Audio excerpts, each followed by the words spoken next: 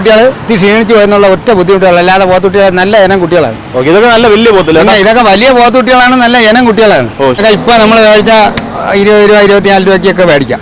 നമ്മൾ വെളിയിൽ കൊണ്ട് പോയി കൊടുത്താൽ അതിന്റെ ശരീരത്തിന് ക്ഷീണം വിടുമ്പോൾ അത് ഈ കൂട്ടത്തിൽ നിൽക്കണോണ്ട് ചെറുതായിട്ട് തോന്നുന്നതാണ്. വലിയന്റെ ചെറുതിന്റെ ഇടയിൽ കൂടെ നിൽക്കണോണ്ട് ഈ പോത്തുകുട്ടി ചെറുതായിട്ട് തോന്നിക്കാണ്. പക്ഷേ ഈ പോത്തുകുട്ടിയാണെന്ന് നമ്മൾ ഒറ്റ അടിച്ച് റോഡിലോട്ട് പിടിച്ച് കാണിച്ചു തരാം. ഞാൻ സ്ഥിരമായിട്ട് വന്ന് മാട് കഴിക്കുന്ന ആളാണ്. അത് മാത്രമല്ല